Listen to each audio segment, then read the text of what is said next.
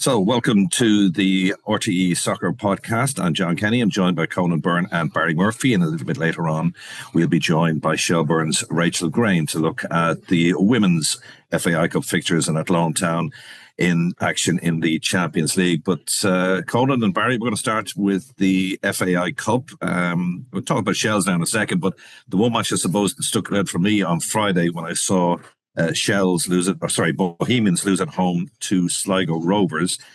Alan Reynolds, Barry, was quite damning in his appraisal of his team's approach, said they never turned up.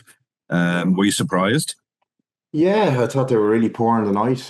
What surprised me as well, that's probably their best player over the last couple of weeks, James Clark, was left on the bench. And we did mention there was a bit of an injury, but if he's fit enough to be on the bench, you think he might be in the starting 11. But Sligo were excellent, I thought. They've been really good the last couple of weeks. That man, Owen Elding, again, the man at the moment, he was just so good in the night, and what a talent he is. But John just has a way of, at this time of the year, the last couple of years, they've just come into their own at this time of the season. And again, the other night, they were just phenomenal, Sligo, on what they did. Defended really well, countered really well. And that's been Bo's Achilles heel the last couple of weeks, is teams that have sat in kind of with a low block and got them on the counter attack, and Sligo did similar again the other night, and it was the downfall of Bows again.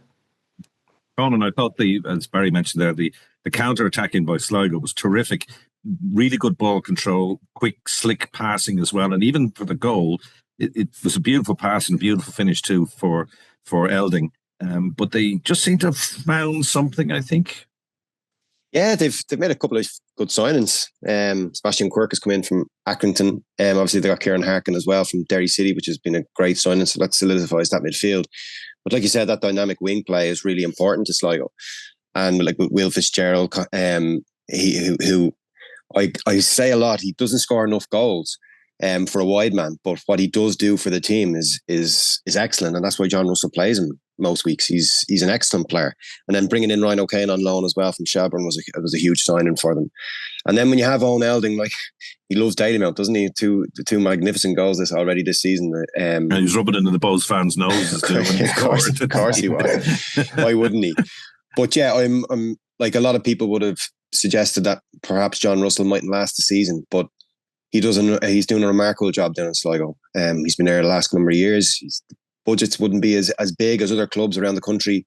And he manages to get a few jewels as well to sign from. So yeah, he's doing a terrific job. And into the quarterfinal of the FAI Cup, it's for a town like Sligo, a cup run is really important to them.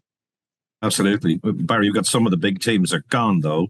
Likes of Waterford are gone. Derry, we know, lost against Drogheda. Shelbourne yesterday, I thought they capitulated. I thought because Pats had such a big week in Europe, Shels had played on the Tuesday, and they've another match now on Thursday, that they'd be up for it. They started well enough, but boy, did they capitulate after that. Yeah, it looked like the games of late have really caught up to them. And when you look at it as well, like Pats made 8 changes, Shels made 7 changes. So you can't really say, listen, it was about a freshness going into the teams. They both had big European fixtures during the week as well. But I just thought Pats had a freshness about him, bringing in Chris Forrester. He just ran the show. He was back to his mesmeric best, nutmegging people in the middle of the pitch, setting up chances. Mason Mealy was phenomenal as well. Got a really good goal, but Shels just... Yeah, Forrester was very, very high in his praise of Mealy after the game. He said he's getting stronger. He's only 17 years of age. He's starting to bulk up a little bit, obviously ahead of his move to Spurs as well. But he was very impressed with them yesterday. Were you? Yeah, absolutely. he's 6'2" as well. He's only a young boy, but he's a man. He's in a man's body. He's got that technical know-how as well about him. But now he's adding to his physique as well, as you say, going into games. And he's bullying centre halves. He was played a couple of times up front on his own this season as well when Aidan Keenan wasn't there. So he's a young lad bullying centre halves at that age. It's just bodes really well for him. But it was a really good performance from St. Pat's yesterday. It's a big competition, Conan, isn't it, for Pats? Looks like the league's beyond them. They're out of Europe now. So, and there is a route to Europe by winning the cup. Yeah, you're in the Europa League. And just going back to Mason Mealy, I just think there's an aura about him now that hasn't been there. That confidence. Yesterday was his best game in a Pat shirt for me. I thought he was outstanding. Every time the ball came up to him, he made it stick, brought others into play.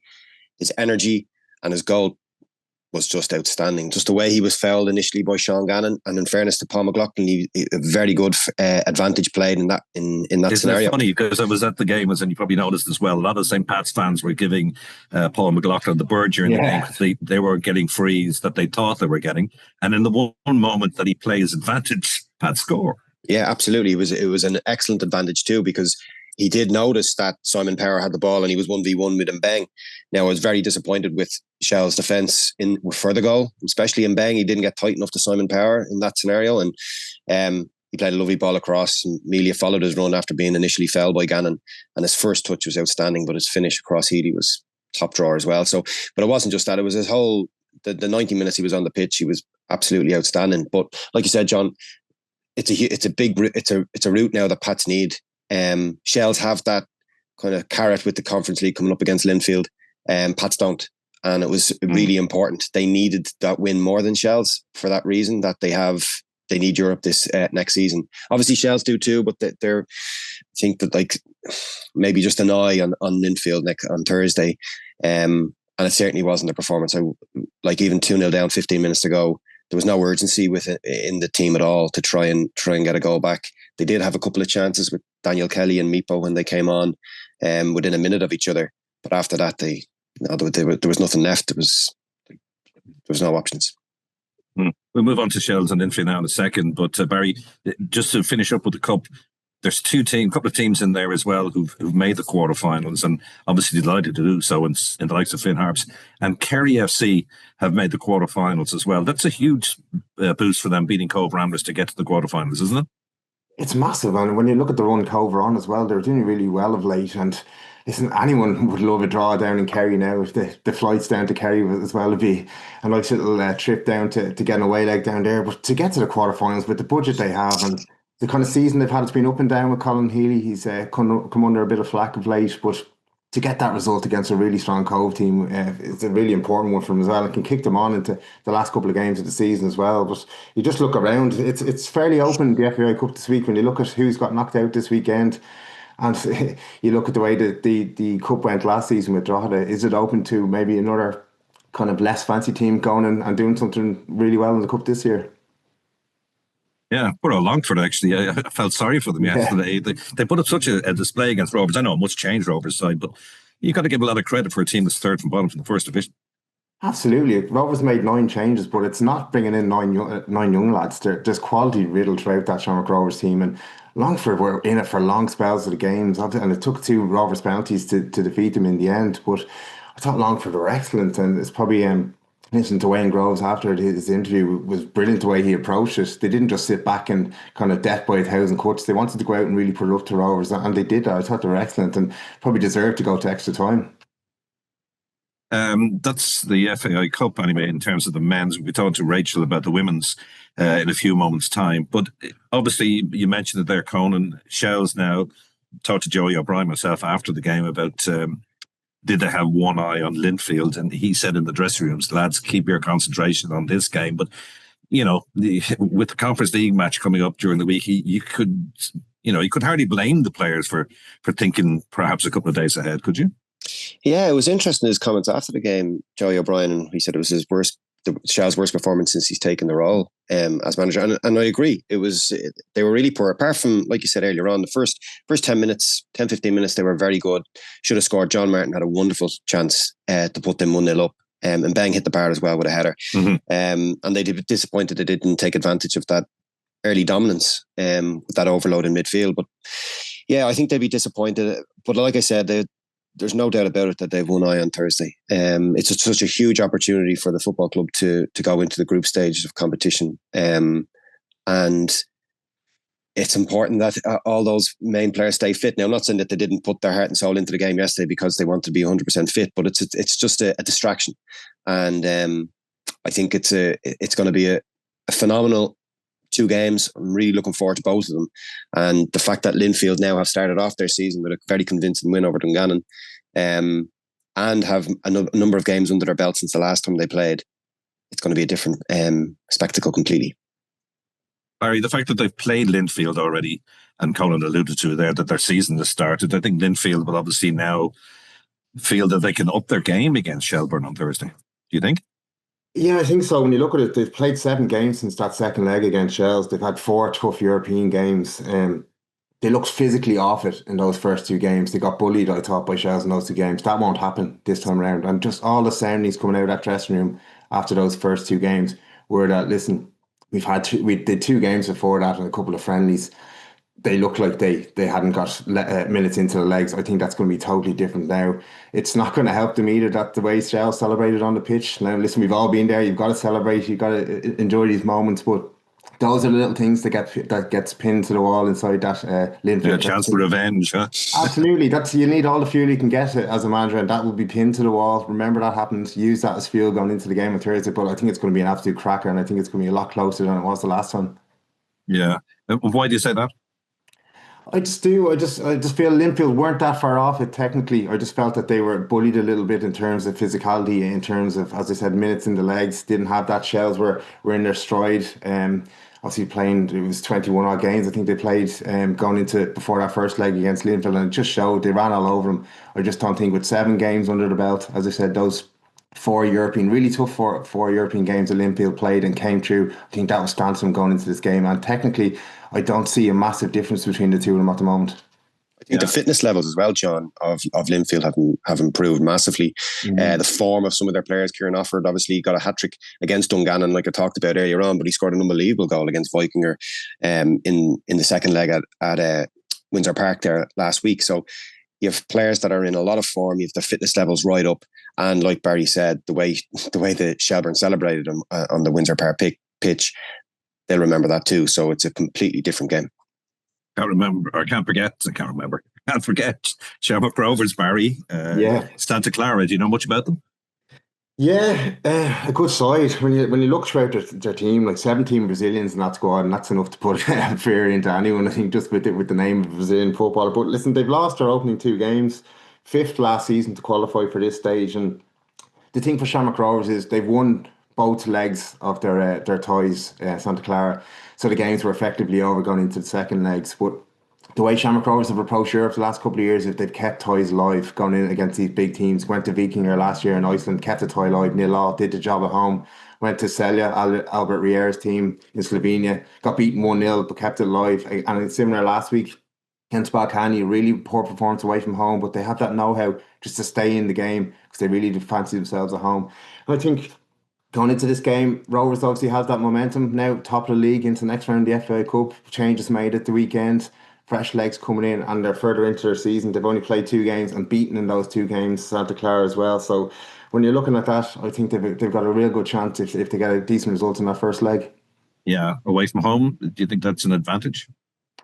I think it is, just by the way they play away from home. They keep things tight. The only thing is, if they play the way they play against Balkany away from home, they'll get beaten because they were really poor that night. And it's a very thin line about sitting back and soaking up pressure and getting them on the counter attack than getting beaten. And you're coming up against a quality side in Santa Clara. So, as I said, 5th in the league last year in the Portuguese league is no mean feat either.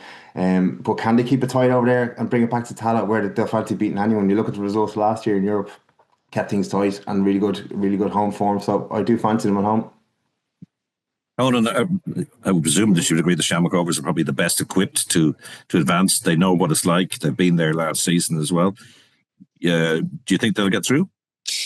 Yeah, even that comment, John, like where you're saying they're best equipped to go through. A couple of years ago, you'd never say that against a team that finished 5th in the Portuguese league, against the team that are going to be playing against the Northern Ireland champions. So like it's that's how far Shamrock Rovers have come over the last number of years, and that we expect them to really put it up to this Santa Clara team.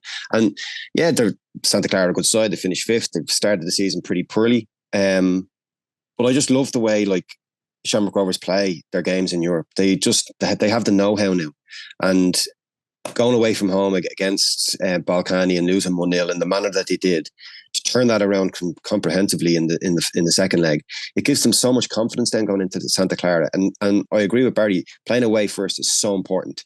They can sit in, keep it tight as much as they can, and then bring it back to Tallaght. And like Stephen Bradley mentioned, it's the old cliche, but the 12th man was certainly there on Thursday night against Balkany. And I'm sure that if the game is very much alive coming into the home leg, it'll be a massive boost to the Shamrock Rovers players. So yeah, I do think Shamrock Rovers have a wonderful opportunity to go through. Both teams, by the way. I do think Shelbourne are nearly more our favourites for the tie.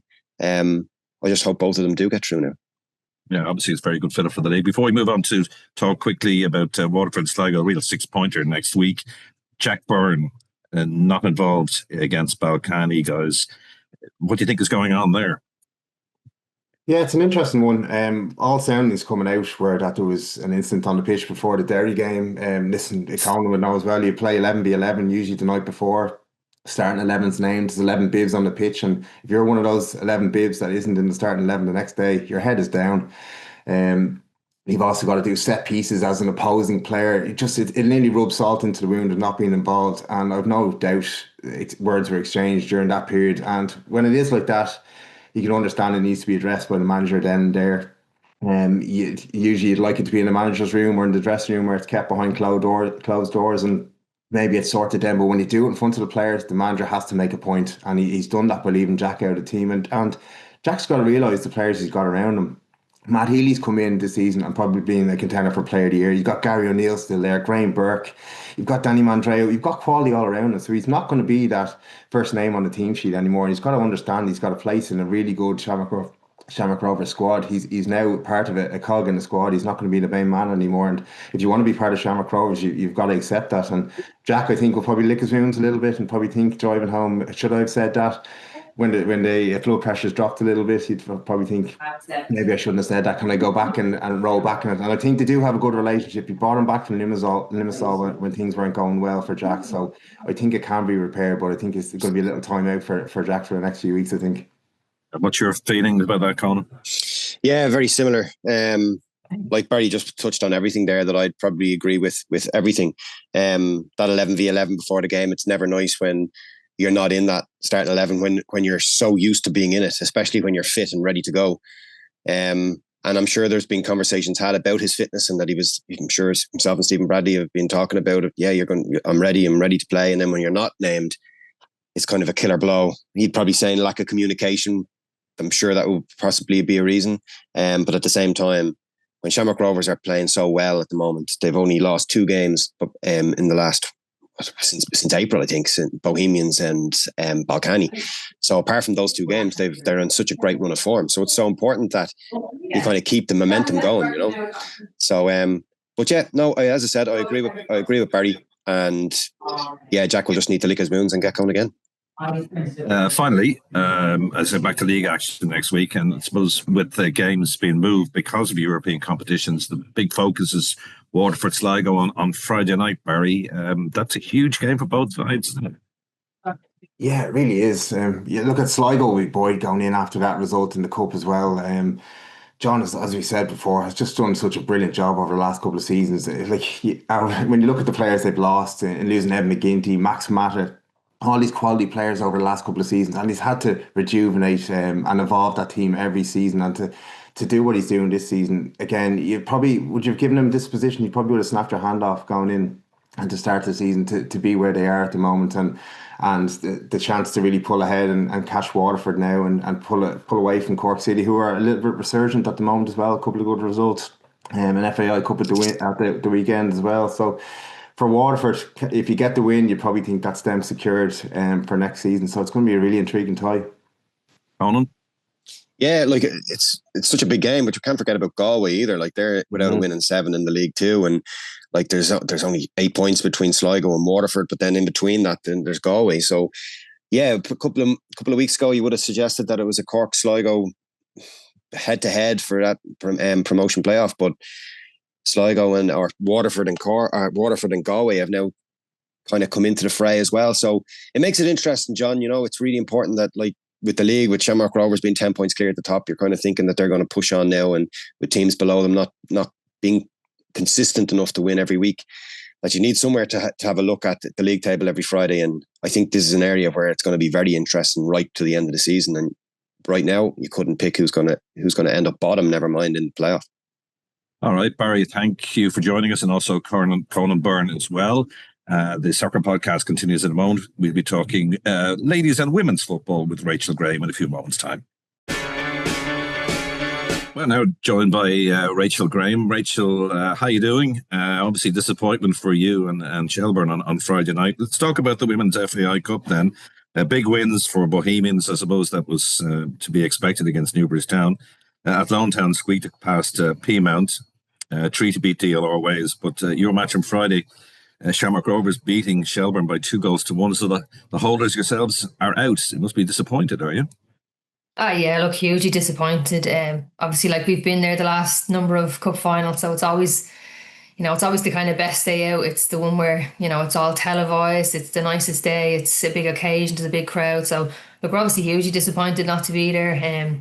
Even with how the game went, I think we're kicking ourselves with like how it played out. We were winning 1-0, and then within a space of, it was probably like 90 seconds where we were losing 2-1 then, and it's just probably the manner in which we concede that second one where, we've just conceded, maybe just try play it safe, and we try to be a bit clever and, make a clever pass inside and, give them a chance. And look, she does have a bit to do. She still has the finish to make, so I'm not taking away from them. But I think the biggest thing for us is that, we give them a chance to go ahead in the game. And then, look, we had loads of time then to get a second one. We created chances and we didn't do well enough with them. So I think that's ultimately how we lost the game. That's where the fault lies. And look, it's obviously kicking the teeth for us, but look, we're still doing well in the league, so you have to just put it to bed. Can't lick your wounds for too long, and back training tonight, so back focus now on our game the weekend. Yeah, it's no surprise though, see Treaty, Athlone and Bohemians advanced though, is there? No, I think, look, maybe Athlone and Peamount was a bit of a tougher one to call, but I think the other ones you probably, you would have picked the two teams to come through them. And the Treaty game, it was pretty much similar to the game they had the week before where, look, it was a tight enough scoreline, but pretty much one-way traffic with Treaty just, putting loads of pressure on DLR's goal, and they're holding out as long as they can. And look, it didn't take as long this time to come through for Treaty. They scored pretty soon into the second half, and it's their usual kind of standout players. It's Katie Lawley, it's Fluccini, Robbins. They were the standout players again, and Robbins obviously gets the first and Fluccini gets the second one. But yeah, look, I don't think there's any surprise in that game. I think it's pretty much similar to the week before where it was all Treaty attacking and DLR holding out for as long as they could. And then I think on the Bows, and it's probably, look, obviously an easy game in the end, but probably, didn't go as smoothly as they would have anticipated. 1-0 up at half time, obviously. And I think sometimes in them kind of games where you are playing the team out your league, you kind of think if we get one, we've done enough to see the game out. But I don't think you can ever really get too comfortable and feel that way. And Newbridge obviously went and equalised, and look, to be fair to Bows, it just sparked them completely back into life then, and they went pretty much up the other end and scored straight away. And I think with these kind of games as well, you kind of, you see from the 60-minute onwards where there's just a difference in fitness levels between the non-League of Ireland teams and League of Ireland teams. And again, that's what happened. Bows just kicked on from around 60 minutes, and I think they got 4 goals in the last 15 minutes. So look, if you're looking at the scoreline, it's obviously an easy one for Bows, and it's job completely done, but probably not as smooth as they would have liked it to be. We'll talk more about the league in a second, because obviously you've got a huge game coming up against Athlone-Town. But Athlone-Town obviously have got Champions League coming up. They've got, hopefully from their point of view, 2 games to come up this week. I've seen Athlone play in the Champions League recently, and they seem to be a team that goes gung-ho from the start. They really press the likes of Maddie Gibson as well, is very influential in our free kicks and our corners and all-round general play. But they seem to be a team that sometimes can fade after that big press that they'll do in the early stages, maybe the early stages of the second half. So it's full on, sometimes like that. It can't work at times for teams who maybe perhaps run out of steam. Tell us about that. What's your impressions about Athlone in that regard? Yeah, look, I think you're spot on. I think they absolutely go gung-ho, and they've obviously been really good so far in the season. Probably their last 3 games maybe haven't been as good, and maybe we're seeing the effects of that a bit where, their 11 hasn't changed a whole lot. They've had Champions League football, and look, it does take a toll on players. It really does, emotionally and physically, and maybe we're kind of seeing the effects of that now in the last couple of weeks where the likes of Maddie Gibson, even against Peamount on Saturday, was probably one of our quieter games, but she then does pop up with a great opportunity, gets herself through on goal, and only for Amanda Budden making a great save. It's 2-0 to Athlone. So I think even with the times where they do kind of fade off a bit and go behind a little bit, they still always have that big threat of getting a goal with our dangerous players, and Kelly Brady especially up front as well, is, she's a big threat as well. She'll drop in deep, and they do have loads of energy, but I think, like you said, probably different from what they have been at the start of the year, where they could maintain it for 90 minutes, is probably dropping off a little bit more so now. Yeah, this Icelandic team, they're playing in Holland and the Netherlands. Hopefully they can get the 2 games under the belt and win both of those. Obviously, it's good for the league. Do you know anything about their opponents that they're playing this week? I just seen clips online about them. The Icelandic team, they're going to be physical, strong, really fit. So that might suit Athlone. They're probably a similar team, but like we were saying, maybe they're kind of feeling the effects, and it is hard to maintain that for a full year. So look, we played an Icelandic team, was it 2 or 3 years ago? And we found the same. It was big, strong. I mean, their goalkeeper she was the biggest woman I've ever seen in my life. She was like 6'3", big shoulders. Like we were nearly like their mascots lined up beside. And so there is that big of a physical kind of, element to the kind of Scandinavian teams. But, they've gotten this far, there's no to say they can't go any further. They'll definitely put it up to them. But I think it will be a big ask. And then if they do come through that game, it's FC20, I believe. So I think the Netherlands, are always kind of, a really good nation of footballer. So I think if they do get through the Icelandic one, it's going to be a much even tougher ask again to play against the Netherlands team. It's good to see, though, League of Ireland clubs progressing in Europe, isn't it? Yeah, definitely. And look, it's probably something that we've fallen into the trap of, that we think when we get there, that's the achievement, it's done. And look, we've done it ourselves, even we've been knocked out, and it's brilliant to be here. It's a great occasion, but I think we need to push on from that a bit now. I think, look, it is great to get there, but we can compete with these teams when we do get there, and it is about just progressing more and more so every year. And look, at Athlone, to be fair, brilliant, have done that their first time ever in the league and have gone through the first phase. And look, it's exciting for the league. It's brilliant even for our coefficient then for going forward. So look, it's great, to see them do well, and if they do well again the next round, it's going to be huge for the league. In terms of the league, you spoke about there, the League of Ireland itself, you are playing them. So it's a huge match for both sides, isn't it?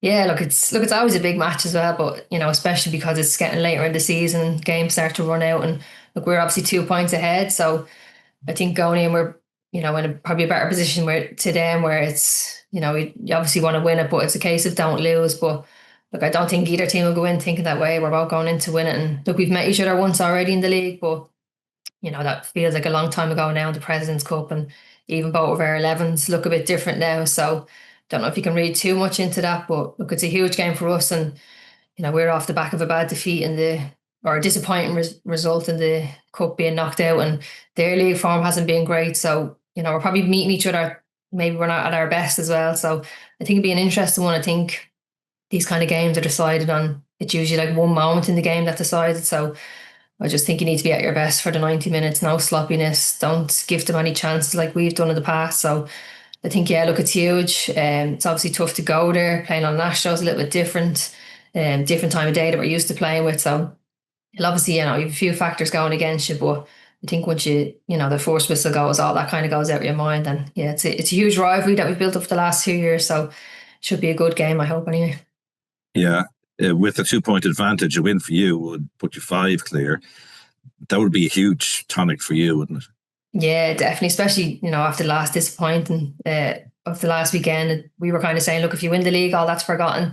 Like the cup, we always say, is a bit of a bonus. The league is the one we won. So we're sitting top of the league now, and that's where we wanted to be all year. And it took us a while to leapfrog over Athlone. So yeah, look, we're going to go down. We're going to do our best to win it. We've obviously had a couple of injuries which have knocked us a little bit, but we're absolutely going to go gung ho trying to win it. And look, hopefully it is a case of don't lose it if you can't win it, but sometimes that's always easier said than done as well.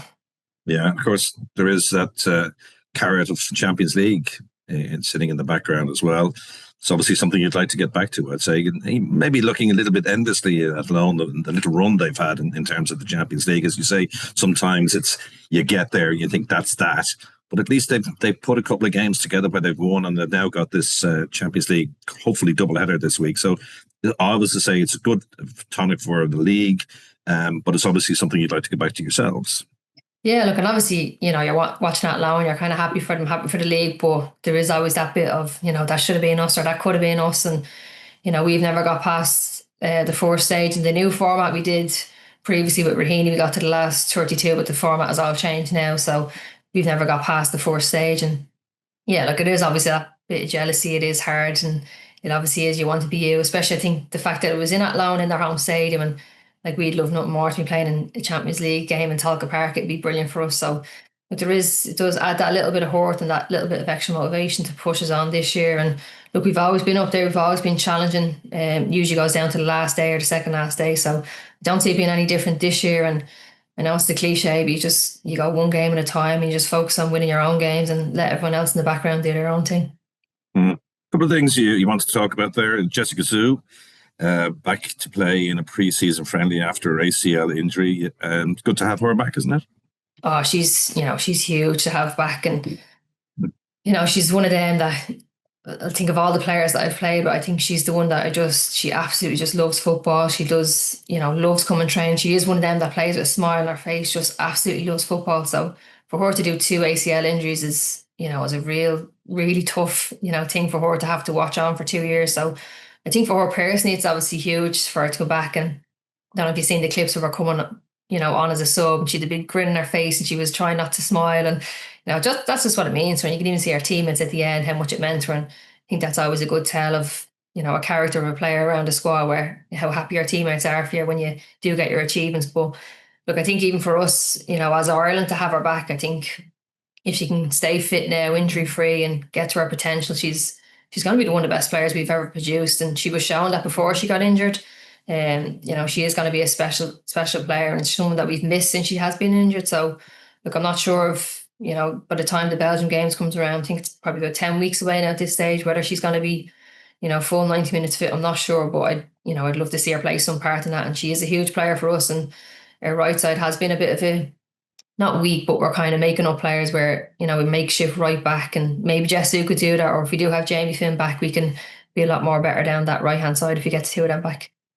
Sure. On final note then, I didn't know this, but you've alerted me to it. Megan Campbell's gone in as joint manager, assistant coach not joint manager, but assistant coach anyway, joint assistant coach at Bolton. Where did that come about? I didn't see that popping up, did you? Yeah, I just seen it online, to be honest. Didn't know anything about it, didn't really know she was on her coaching journey, but I don't know, maybe that the kind of start of the maybe retirement of Megan Campbell. Is she thinking that way? And obviously not due to her age, she's just had so many injuries, her body, I'm sure it's taken a bit of a toll on her. One needs to plan, don't they? Yeah, exactly. Yeah. So maybe that's the start of it. And look, it does say she's going to play elsewhere while she's managing this commitment. So that's obviously a bit of a tough one to be involved with 2 separate clubs. Not sure how you'd work that one, but I'd say she's probably, having maybe one eye on a bit of retirement and a bit of a plan after she does finish playing. So look, it's great to see another player kind of that's well known coming down the coaching path. We've obviously had Steph Roach now take over at Rovers, and these are kind of our well-known players that are starting to take that journey. So she's another one. Be interested to see how she does. Look, it's great to see players who are giving such commitment to Ireland over the years to, see the next step of their careers. But look, she probably does have another couple of years playing. Whether this is a part-time job, I'm not really sure, but I'd say she does have one eye on, after I finish playing and when I fully retire, going down that coaching road. Mm-hmm. All right, Rachel, thanks for joining us, and good luck for the rest of the season now for yourself. And you never know, you might get a win over the weekend against Athlone. That's a big game, we know that. Remember to like and follow wherever you get your podcast. And that was the RTÉ Soccer Podcast. I'm John Kenny. Till the next time, bye for now.